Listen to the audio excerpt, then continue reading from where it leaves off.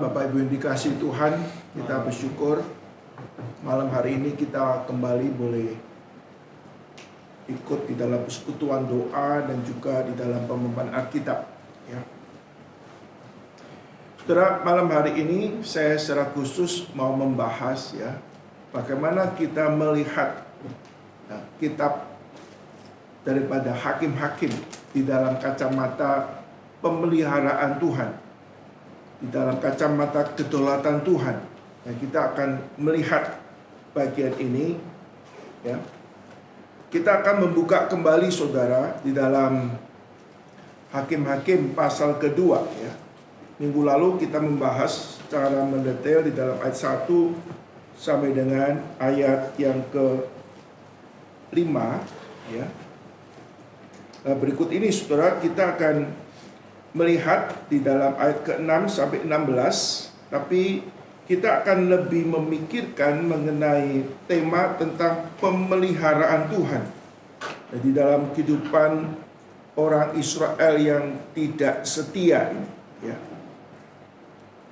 Kita akan membaca, saya minta kita membaca bergantian ayat-ayat ini sebelum saya membahas tentang pemeliharaan Allah, ya. Pemeliharaan Allah kaitan dengan kehidupan orang Israel, khususnya pada zaman hakim-hakim. Ya. Silakan seorang membaca ayat 6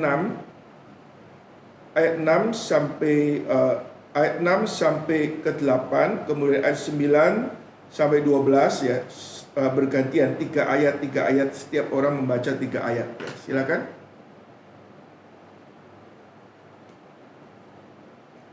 Hakim-Hakim pasal kedua ayat 6 sampai 8, kemudian 9 sampai 9, 10, 11 sampai 11, ya, dan 12 sampai 14 dan seterusnya, ya, sampai 16. Hakim-Hakim 2 ayat 6. Orang Israel menyembah berhala pada zaman Hakim-Hakim. Setelah Yosua melepas bangsa itu pergi, maka pergilah orang Israel itu masing-masing ke milik pusakanya untuk memiliki negeri itu. Dan bangsa itu beribadah kepada Tuhan sepanjang zaman Yosua dan sepanjang zaman para tua-tua yang hidup lebih lama dari Yosua, dan yang telah melihat segenap perbuatan yang besar yang dilakukan Tuhan bagi orang Israel. Dan Yosua bin Nun hamba Tuhan itu mati pada umur 110 tahun. Silakan ayat 9. Dia dikuburkan di daerah milik pusakanya di Timnat Heres, di pegunungan Efraim di sebelah utara gunung Gaas. Setelah seluruh angkatan itu dikumpulkan kepada nenek moyangnya, bangkitlah sesudah mereka itu angkatan yang lain, yang tidak mengenal Tuhan ataupun perbuatan yang dilakukannya bagi orang Israel. Lalu orang Israel melakukan apa yang jahat di mata Tuhan dan mereka beribadah kepada para Baal. Mereka meninggalkan Tuhan, Allah nenek moyang mereka yang telah membawa mereka keluar dari tanah Mesir, lalu mengikuti Allah lain dari antara Allah bangsa-bangsa di sekeliling mereka dan sujud menyembah kepadanya, sehingga mereka menyakiti hati Tuhan.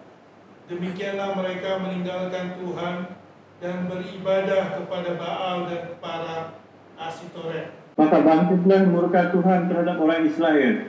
Ia menyerahkan mereka ke dalam tangan perampok dan menjual mereka kepada musuh di sekeliling mereka, hingga mereka tidak sanggup lagi menghadapi musuh mereka. Setiap kali mereka maju, tangan Tuhan melawan mereka dan mendatangkan malapetaka kepada mereka, sesuai dengan apa yang telah diperingatkan kepada mereka oleh Tuhan dengan sumpah, sehingga mereka sangat terdesak. Maka Tuhan membangkitkan hakim-hakim yang menyelamatkan mereka dari tangan perampok itu. Ya, saudara, demikian firman Tuhan sudah kita baca. Saudara, kalau kita membicarakan mengenai pemeliharaan Tuhan di dalam kehidupan orang Israel, khususnya di dalam zaman hakim-hakim, Saudara, kalau kita lihat di dalam zaman hakim-hakim ini, kehidupan orang Israel begitu sangat buruk sekali ya. Mereka itu hidup semau sendiri, penuh dan kejahatan di mata Tuhan. Tapi kita melihat ada pemeliharaan Tuhan atas orang Israel. Ya, kita mengetahui di dalam sejarah bangsa Israel pada waktu mereka dipimpin oleh Musa, Tuhan mengatakan, saudara, ingin membinasakan bangsa ini. Sesaat aku bersama bangsa ini, inginnya tuh membinasakan. Tapi Musa berdoa kepada Tuhan, Tuhan, kalau kau mau binasakan bangsa ini, hapus saja namaku dari kitab kehidupan.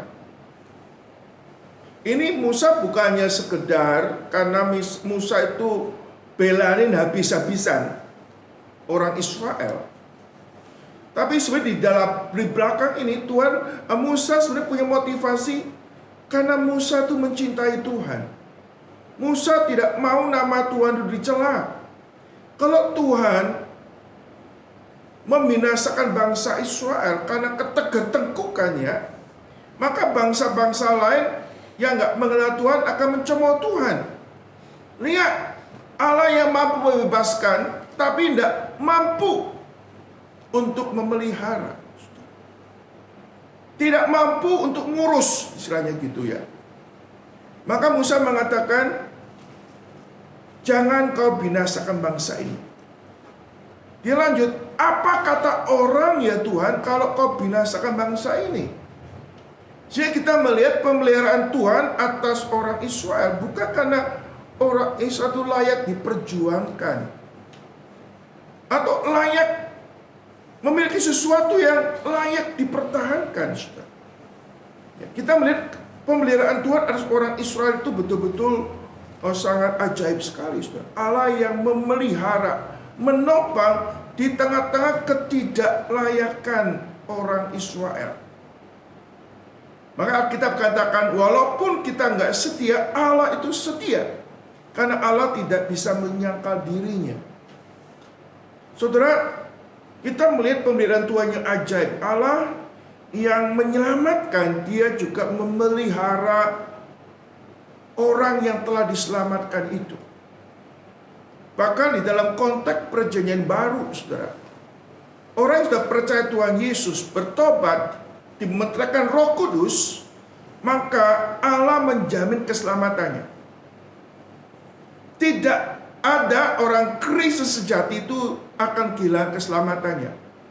Allah yang memelihara, Alkitab katakan, aku memberikan hidup yang kekal kepada kamu sekali untuk selama-lamanya. Tak seorang pun, siapapun bisa merampas mereka dari tanganku. Itu kita lihat ada pemeliharaan Tuhan yang dinyatakan di dalam kehidupan orang Israel, termasuk khususnya di dalam diri orang Kristen, saudara. Kita yang telah percaya Yesus, keselamatan itu dipelihara oleh Tuhan. Dan ini bukan karena kelayakan kita, tapi semata-mata anugerah Tuhan. Keselamatan itu diberikan karena anugerah, melalui iman kepada Tuhan. Sekali diselamatkan, tetap diselamatkan. Lalu kita bertanya, bagaimana kalau mereka berbuat dosa, meninggalkan Tuhan? Apakah tetap akan diselamatkan? Bagaimana kalau mereka terus-menerus berbuat dosa? Kok enak ya? Terus berdosa tetap diselamatkan. Nah, saudara Yesus Kristus, Alkitab menegaskan kepada kita diselamatkan oleh anugerah. Tidak ada jasa kita pun sedikit pun yang membuat Allah itu menyelamatkan kita. Dan ini juga pengertian nggak ada jasa sedikit pun dalam hidup kita. Sehingga keselamatan itu dijamin oleh Tuhan. Ini semata-mata juga oleh anugerah Tuhan. Tetapi saudara, kita mempelajari hari ini, kalau demikian Allah membiarkan orang-orang percaya itu berbuat dosa. Nah, kita akan melihat bagian ini sudah nanti lebih lanjut. Kita akan melihat di dalam pemeliharaan Tuhan. Kita melihat yang pertama, saudara, Allah yang menyelamatkan adalah Allah yang memelihara keselamatan itu. Dan Allah yang menyelamatkan adalah Allah yang setia, sehingga Dia tidak bisa menyangkal dirinya. Tuhan tidak pernah ingkar janji. Allah menjanjikan tanah Kanaan, maka tanah Kanaan itu diberikan kepada orang Israel. Bahkan pada waktu orang Israel itu tegar tengkuk, setelah masuk Kanaan terus jatuh dalam penyembahan berhala, Allah tidak membuang orang Israel. Bahkan walaupun selama 300 tahun mereka terus berulang-ulang berbuat dosa, Allah tidak membuang orang Israel. Sudah, aku tidak mau lagi pakai orang Israel menjadi alat dalam rencanaku yang kekal. Allah tetap memelihara. Nah, ini keajaiban kebesaran anugerah Tuhan. Saudara, tapi dalam hal ini diskusi ini belum selesai, saudara. Kita akan melihat, saudara, di dalam kedaulatan Tuhan, di dalam pemeliharaan Tuhan, Tuhan juga mengizinkan terjadinya kejahatan dan dosa. Terjadinya kejahatan dan dosa itu di dalam kontrol Tuhan. Terjadi kejahatan dan dosa itu di dalam kedaulatan Tuhan. Saudara, Allah bisa saja, saudara, mencegah orang Israel untuk tidak berbuat dosa atau tidak berkejahatan. Bisa. Tapi Allah juga berdaulat untuk mengizinkan itu terjadi. Saudara, kita melihat pada waktu Allah mengizinkan terjadinya kejahatan, terjadinya dosa, itu pun dalam kontrol Tuhan. Bahkan di dalam pemahaman teologi reform yang lebih ortodoks, saudara, adanya kejahatan dan dosa itu pun dalam ketetapan Tuhan. Ketetapan Tuhan artinya bukan berarti Allah itu pengarang dosa. Allah mengizinkan itu terjadi. Nah, ini sesuatu hal yang tidak gampang kita mengerti, saudara. Bahkan kalau kita dalam Alkitab, saudara, kejatuhan orang Israel di dalam dosa, di tanah Kanaan, itu pun sudah di dalam nubuat Tuhan. Coba kita lihat Ulangan 31 ayat 16. Saya akan baca ayat ke-15 lebih dulu. Dan Tuhan menampakkan diri di kemah itu dalam tiang awan, dan tiang awan itu berdiri pada pintu kemah. Tuhan berfirman, ayat ke-16, Tuhan berfirman kepada Musa, ketahuilah, engkau akan mendapat perhentian bersama-sama dengan nenek moyangmu, dan bangsa ini akan bangkit berzina dan mengikuti Allah asing yang ada di negeri. Kemana mereka akan masuk, mereka akan meninggalkan aku dan mengingkari perjanjianku yang kuikat dengan mereka. Ayat 17, pada waktu itu murkaku akan menyala-nyala terhadap mereka. Aku akan meninggalkan mereka, menyembunyikan wajahku terhadap mereka, sehingga mereka termakan habis, dan banyak kali ditimpa malapetaka dan kesusahan. Pada waktu itulah mereka berkata, bukankah malapetaka itu menimpa kita? Oleh sebab Allah tidak ada di tengah-tengah kita. Dan seterusnya, saudara. Jadi saudara, apa yang terjadi di dalam kitab Hakim-Hakim itu, Allah sudah memberitahu kepada Musa sebelum terjadi.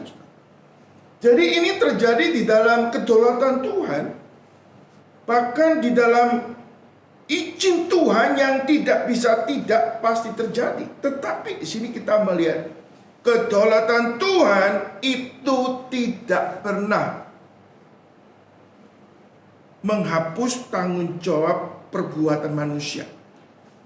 Nah, ini saudara, ini kita perlu pahami, saudara, ya. Manusia dicipta oleh Tuhan sebagai makhluk yang berpribadi, makhluk yang bertanggung jawab.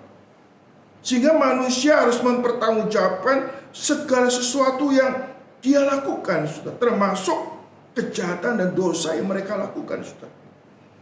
Sehingga di sini ada kebenaran di dalam pemeliharaan Allah. Allah juga mengizinkan terjadinya kejahatan dan dosa. Kejadinya kejahatan dan dosa itu di dalam kedaulatan Tuhan, di dalam kontrol Tuhan.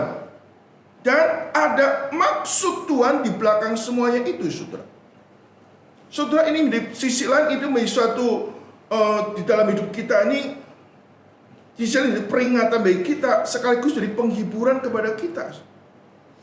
Kalau kita melihat dunia bertambah kacau, banyak kejahatan, dosa, apalagi isu di Amerika tuh terjadi penembakan brutal gitu ya. Sepertinya dunia ini kacau balau ya. Di mana Tuhan ya, saudara, apapun yang menimpa hidup manusia di dunia ini di dalam kontrol Tuhan dan kedaulatan Tuhan, termasuk adanya kejahatan dan dosa. Itu di dalam kontrol dan maksud Tuhan.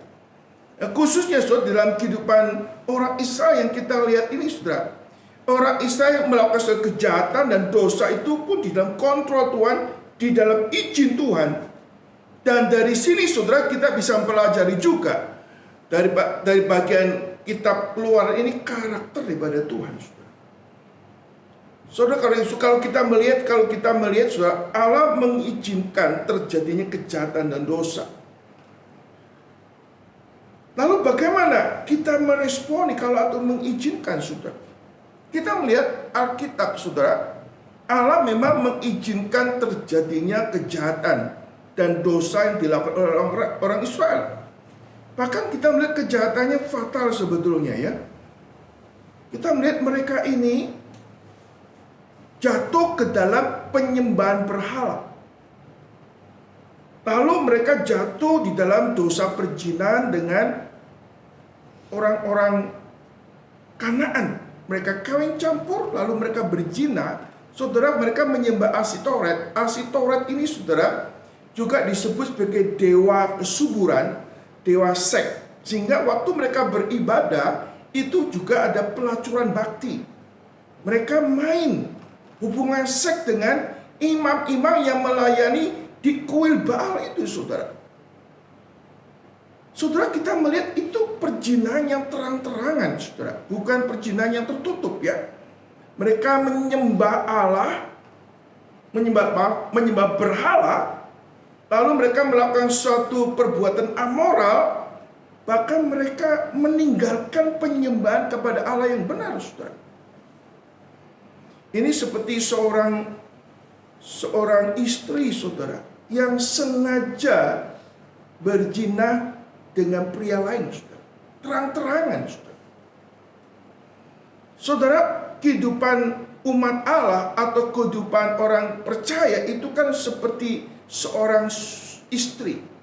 Gereja sebagai pembelai wanita, boleh kata. Hubungan Tuhan dengan umatnya itu seperti suami istri. Nah, sekarang orang Israel itu berzina, saudara, terang-terangan.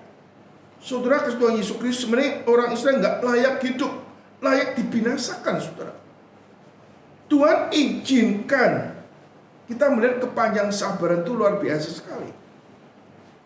Tapi selain saudara, kita melihat Allah yang panjang sabar, Allah yang cemburu, Allah yang kudus, dan Allah yang adil.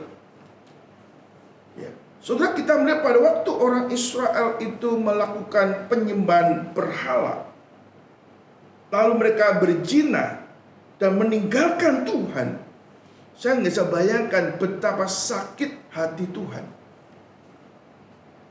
Betapa susah hati Tuhan melihat umat yang dikasih ini bertindak yang begitu sangat berjahat di mata Tuhan.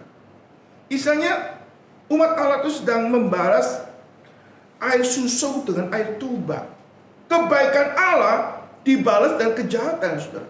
Betul-betul kurang ajar, saudara. Allah membebaskan orang Israel dari tanah Mesir menuju tanah perjanjian yang penuh susu dan madu. Tanah yang subur, tanah yang nyaman, di situ mereka tinggal.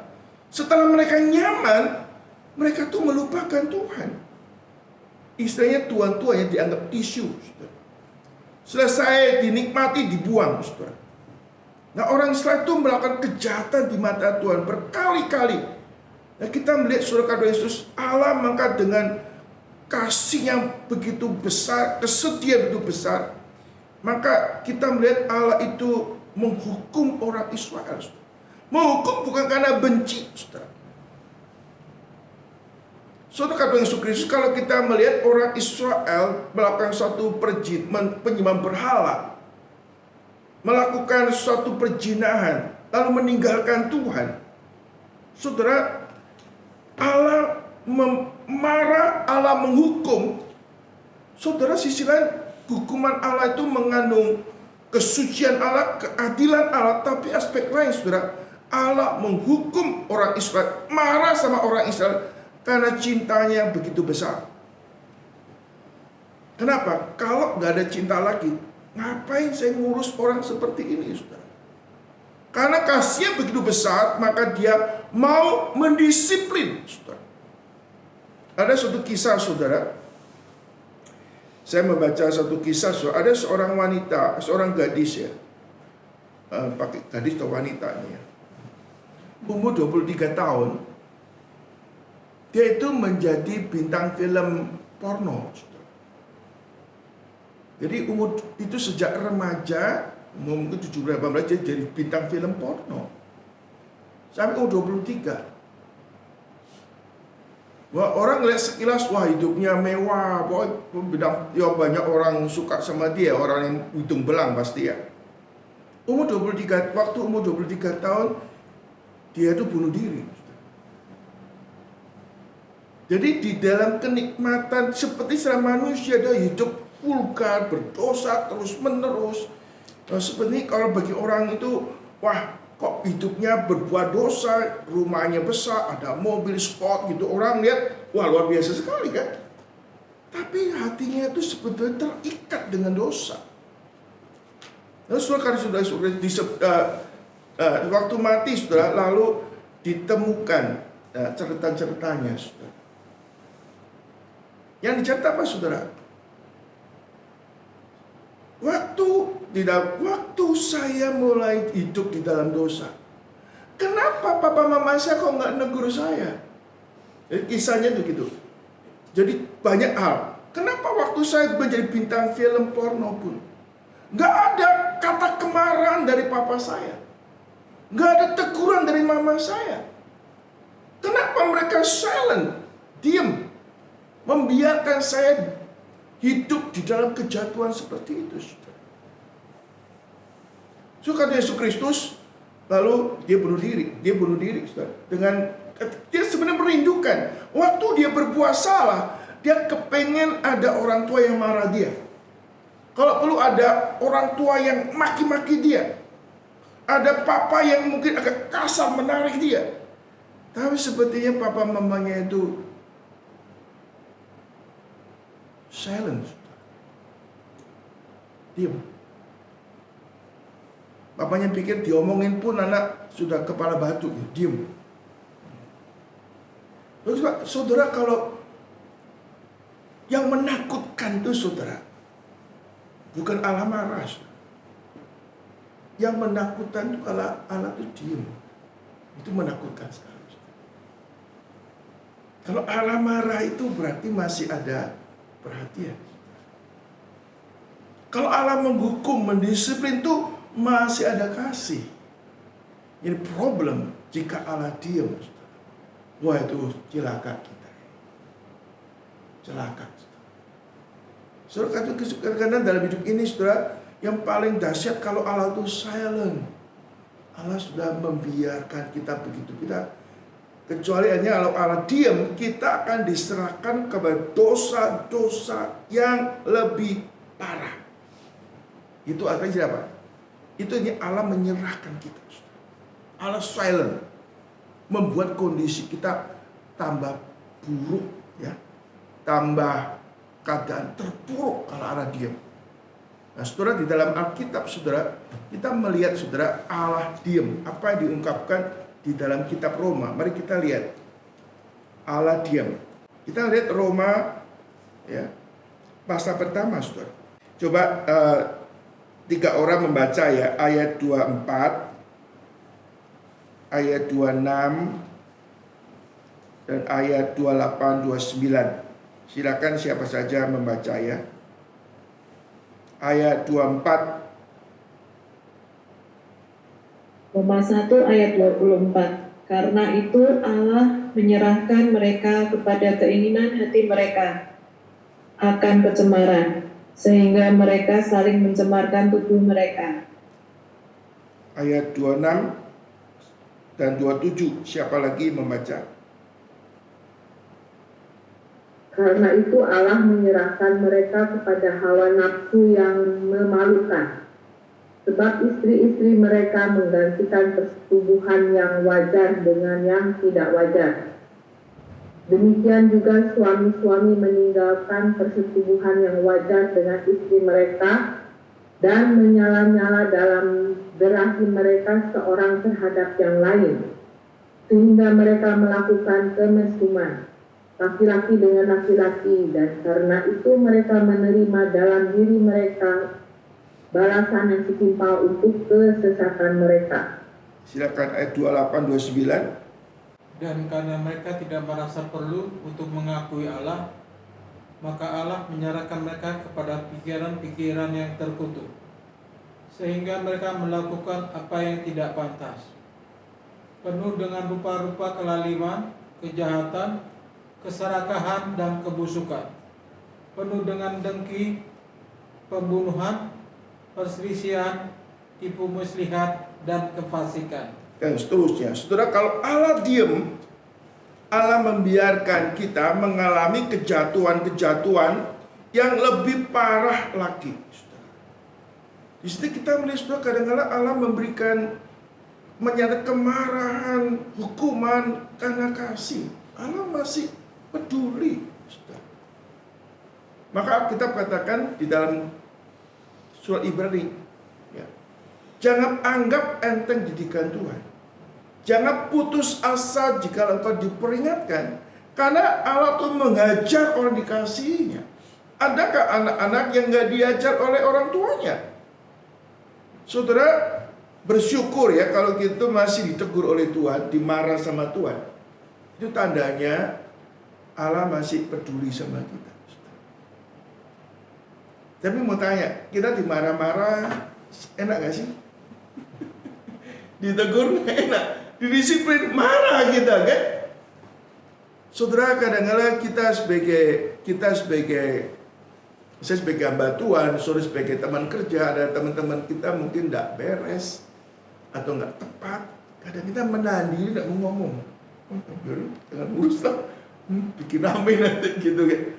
Saudara, kalau kita kasih ya, kasih seorang sahabat tuh memukul dengan maksud yang baik.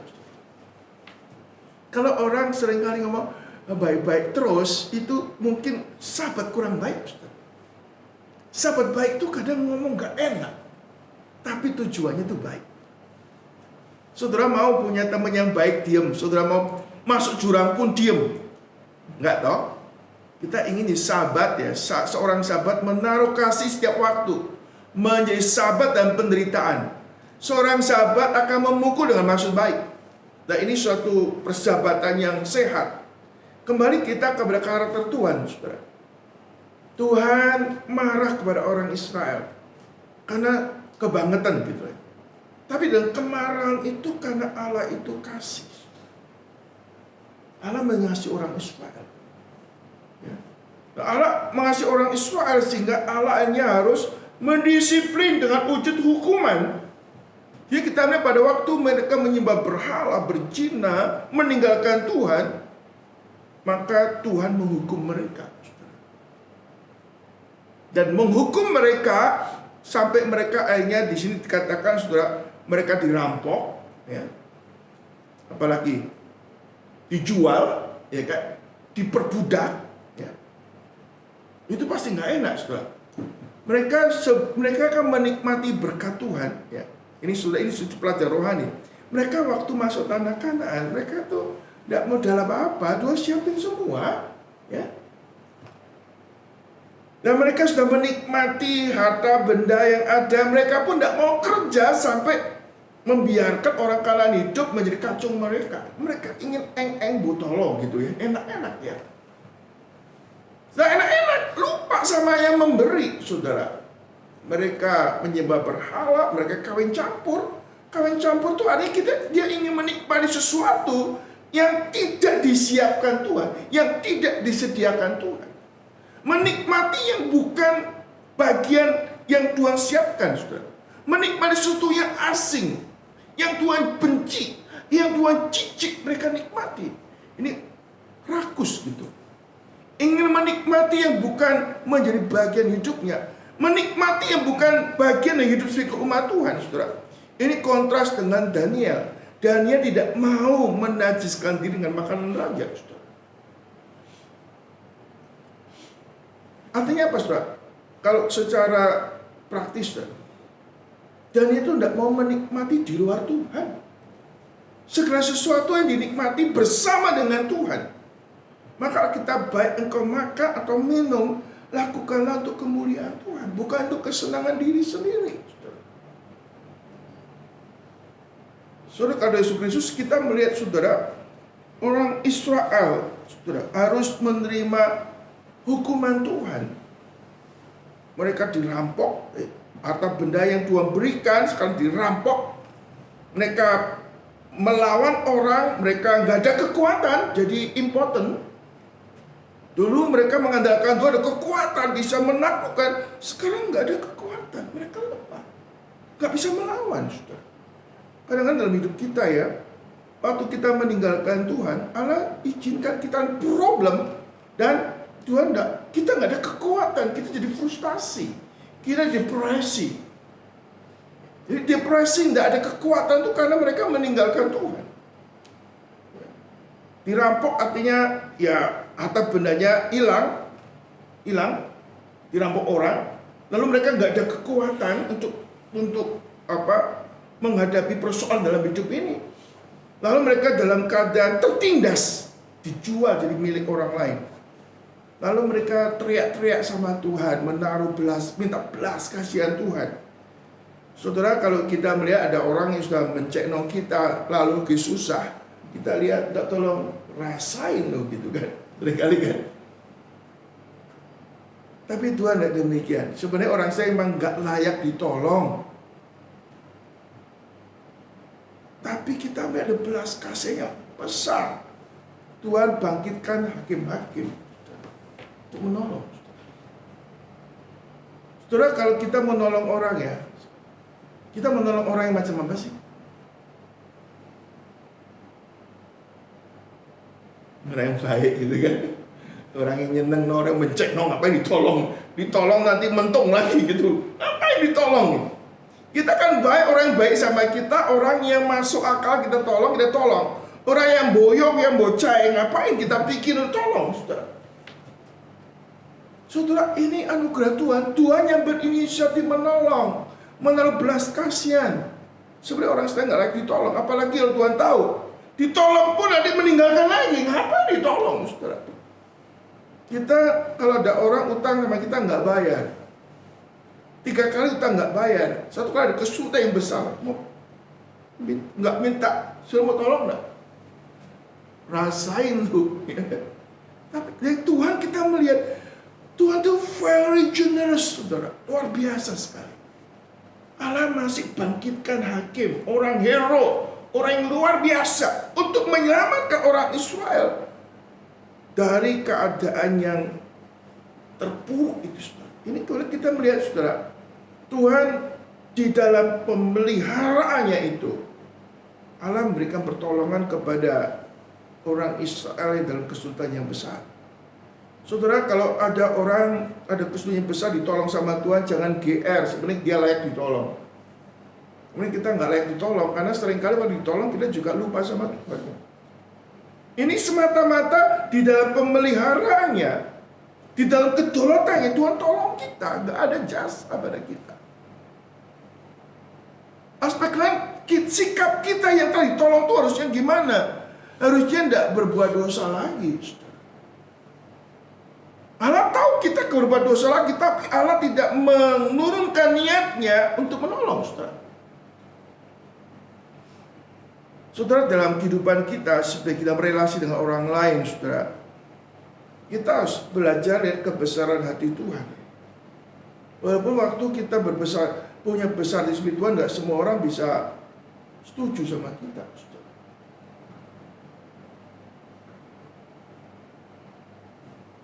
Kita menolong orang yang tahu berterima kasih, orang yang tahu budi, dan tolong enak ya. Tapi orang yang nggak tahu budi, nggak tahu terima kasih, ngapain ditolong? Tapi jujur saudara, saya tadi baru ikut mengajar di kelas ya. Kita sebagai seorang guru, kita senang nggak sama murid yang pintar, murid yang baik? Senang dong. Kita melihat bodoh, bedut lagi, ngapain? Nggak suka ya. Lalu kita akan puji, ini muridku yang baik, muridku yang rajin, yang pintar. Saya bertanya, waktu seorang guru memuji murid yang pintar, murid yang baik, perasaan murid yang bodoh, yang nakal itu gimana, saudara? Gimana kira-kira? Ya? Maka guru ini ya pilih kasih ya. Gua ini lebih perlu perhatian kamu loh daripada yang lain. Kadang-kadang tanpa sadar ya, dalam hidup kita bisa menambah kepahitan orang lain. Apalagi ya, kalau orang itu memang background keluarganya anak yang bodoh, yang nakal itu, keluarganya broken home, contohnya itu. Lalu ada kekerasan rumah tangga, anak itu nggak nyaman di rumah. Kalau nggak nyaman di rumah, nggak bisa konsentrasi belajar. Kalau nggak konsentrasi belajar, dia akan keluar kumpul sama orang-orang yang nggak benar. Lalu jadi nakal, nilainya jelek. Ke gereja, guru juga mencekno. Apa yang terjadi? Drop out, saudara. Situasi membentuk dia orang seperti itu, saudara. Nah, waktu kita melayani orang-orang, saudara, kita harus melihat dengan kacamata Tuhan ya. Kacamata Tuhan bagaimana kita melihat orang lain, kita peduli pada orang lain, kita melayani orang lain, saudara. Kita kembali kepada kasus daripada orang Israel. Tuhan membangkitkan hakim-hakim untuk menyatakan apa? Belas kasihan Tuhan kepada orang Israel yang tidak layak untuk menerima pertolongan. Kenapa? Ditolong pun nanti meninggalkan Tuhan lagi. Saudara, ini cermin dalam kehidupan saudara dan saya. Kita seringkali setelah ditolong sama Tuhan, kita lupa sama Tuhan. Berterima kasih pun enggak gitu ya. Rasanya pertolongan Tuhan itu hak saya. Saya anak Tuhan, saya harus ditolong. Kalau kita nggak ditolong Tuhan, kenapa yang nggak tolong saya? Saudara, karena Yesus Kristus kita lihat, sudah orang kita melihat karakter Tuhan di sini. Ya, di dalam pemeliharaannya Tuhan, kita melihat Allah mengizinkan adanya kejahatan, adanya dosa, termasuk kejahatan dosa yang dilakukan oleh umatnya. Tapi kita melihat kejatuhan dan kejahatan yang dilakukan oleh orang Israel atau umat Tuhan, kita melihat bahwa Allah adalah Allah yang suci, tidak biarkan dirinya dipermainkan. Allah harus mendisiplin orang Israel. Bahkan Allah bisa memakai orang nggak percaya untuk menghukum orang Israel. Dan hukuman yang diberikan kepada orang Israel bukan karena Tuhan itu benci orang Israel, tapi karena Tuhan mengasihi orang Israel. Karena dengan cara menghukum itu, orang Israel itu bisa berbalik kepada Tuhan. Di tengah kesulitan, Allah memberikan belas kasihan Tuhan itu mensupport mereka supaya mereka tetap bisa menjalankan kehidupannya sebagai umat Tuhan. Dan kita melihat di sini ada pemeliharaan Allah ya. Pemeliharaan Allah di mana Allah itu pertama menghukum sekaligus memulihkan. Di dalam konteks perjanjian baru, saudara, kita sebagai orang percaya, kita diselamatkan, kita masih bisa jatuh dalam dosa. Tetapi saudara, di dalam perjanjian baru kita melihat Tuhan dengan Roh Kudus kepada kita, tinggal dalam hidup kita. Dia memampukan kita untuk tidak terus-menerus hidup dalam dosa. Sehingga kalau ada orang Kristen yang sudah percaya Tuhan, tapi masih terus berbuat dosa, kita bisa memberikan suatu label atau suatu catatan kemungkinan orang itu belum diselamatkan. Karena masih hidup diperbudak oleh dosa. Karena Alkitab katakan bahwa kalau kita percaya Kristus mati untuk kita, mati dosa-dosa kita, kuasa dosa telah dipatahkan.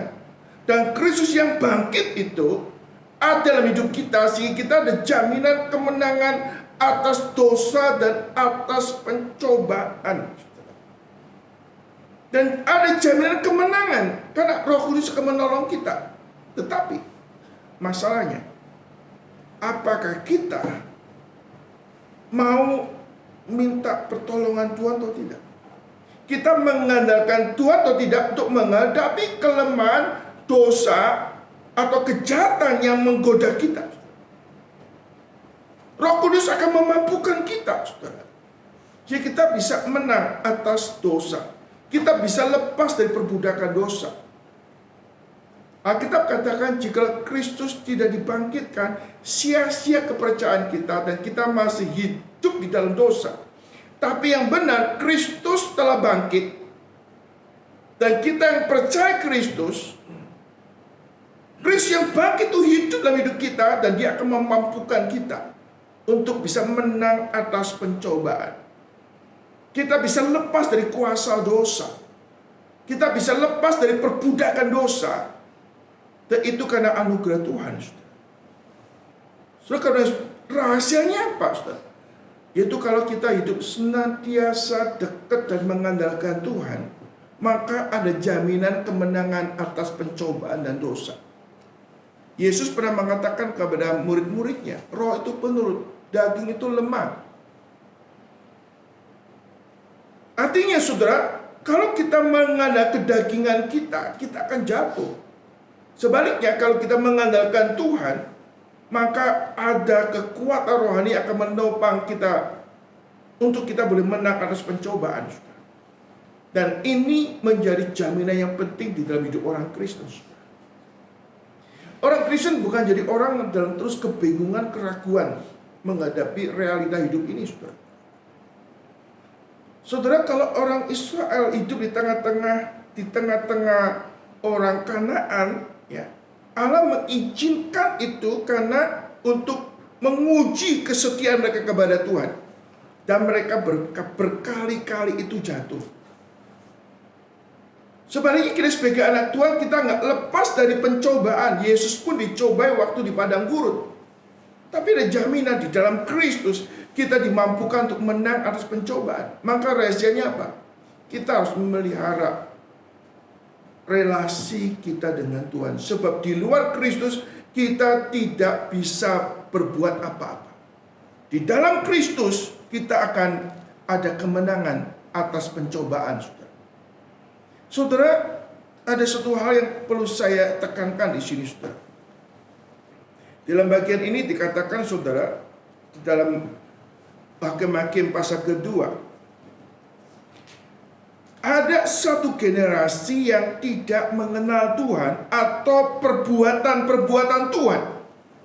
Artinya, saudara, dampak daripada orang tidak mengenal Tuhan itu membuat orang itu tidak mengandalkan Tuhan. Orang tidak mengenal Tuhan berarti orang tidak hidup sesuai dengan apa yang Tuhan firmankan. Dan itu membuka celah. Membuka celah kita akhirnya mengalami kejatuhan, kemunduran, kebangkrutan dalam hidup rohani saudara. Nah, ini rahasia yang penting sekali dalam hidup saudara saya. Waktu kita mengabaikan pengenalan kepada Tuhan, relasi dengan Tuhan, itu membuka celah kita jatuh dalam pencobaan dan dosa. Maka bukan pilihan lagi, tapi keharusan. Kita boleh makin mengenal Tuhan, dekat sama Tuhan. Kan disitulah rahasia kemenangan iman kita, saudara. Nasihat ini diberikan Tuhan kepada Yosua. Di dalam Yosua pasal pertama, jangan kecut dan tawar hati. Renungkanlah firman Tuhan siang dan malam, supaya kau bertindak hati-hati. Jangan menyimpang ke kanan atau ke kiri, supaya engkau beruntung kemanapun kau pergi. Artinya saudara dengan kita terus memelihara firman Tuhan itu sendiri memelihara kita sehingga kita nggak jatuh, nggak tersesat. Kalau kita mengabaikan Tuhan, mengabaikan firman-Nya, berarti kita sedang mencobai Tuhan. Itu potensi kita jatuh dalam pencobaan. Alkitab beritahu dengan tegas sekali, saudara. Satu generasi mengabaikan Tuhan, mengabaikan relasi dengan Tuhan, lalu mereka jatuh dalam penyembahan berhala, jatuh dalam perzinahan, lalu meninggalkan Tuhan. Maka jadi kunci, saudara. Kita harus bagaimana hidup mengenal Tuhan, mengenal jalan Tuhan, berpegang pada janji Tuhan. Bukannya kita harus mempersiapkan generasi yang akan datang, anak cucu kita. Kita dianggap cerewet, tidak apa-apa, karena perlu. Kalau tidak, anak cucu kita bisa tersesat, saudara. Jangan sampai Tuhan itu diam. Jangan sampai saudara juga diam. Kita harus pakai mulut kita memberikan firman, menasihatin orang, memimpin orang untuk hidup sesuai dengan kehendak Tuhan. Walaupun kadang-kadang responnya nggak bagus, kurang menyenangkan, nggak apa-apa. Kita minta bijaksana Tuhan, kuasa Tuhan, terus tuh berbicara. Atau kita juga berdoa bila Tuhan berbicara kepada anak-anak kita, kepada lingkungan kita. Jangan sampai Tuhan itu diam. Kalau diam berarti saudara itu tambah parah. Hari ini kita melihat kadang-kadang, bukan kadang-kadang, banyak orang homo, lesbi, sepertinya mereka nggak ada apa-apa. Sepertinya Allah juga diam. Kalau Allah diam itu bahaya, saudara. Hanya mereka terus hidup dalam dosa, mati masuk neraka. Itu Allah diam, membiarkan mereka binasa. Kalau Allah nggak diam, kirim hamba-hambanya untuk menginjili, untuk mereka bertobat. Waktu diinjil dia sendiri bertobat, bisa marah, bisa tersungging, bisa tersinggung. Itu menunjukkan Tuhan masih mau mengingatkan. Darah kita juga mau dipakai Tuhan untuk mengingatkan orang lain. Di dalam pemeliharaan Tuhan, Allah mengizinkan terjadinya dosa, terjadinya kejahatan. Di dalam anugerah Tuhan, Allah memberikan hukuman. Di dalam pemeliharaan Tuhan, Allah masih mau bicara. Di dalam pemeliharaan Tuhan, Allah kirim hakim-hakim untuk menolong. Di dalam pemeliharaan Tuhan, kita hari ini masih hidup. Di dalam pemeliharaan Tuhan, Tuhan memakai kita, mengingatkan zaman ini untuk bertobat dan kembali kepada Tuhan. Kiranya firman Tuhan hari ini boleh mengingatkan kita kembali bagaimana kita hidup di dalam pemeliharaan Tuhan. Bagaimana kita karakter Tuhan. Allah yang adil, Allah yang suci, Allah yang penuh kasih. Di dalam perjalanan hidup kita bisa menyaksikan itu. Jika kita hari ini bisa hidup menikmati segala berkat Tuhan, ini semata pada kesetiaan Tuhan, kebaikan dan belas kasihan Tuhan.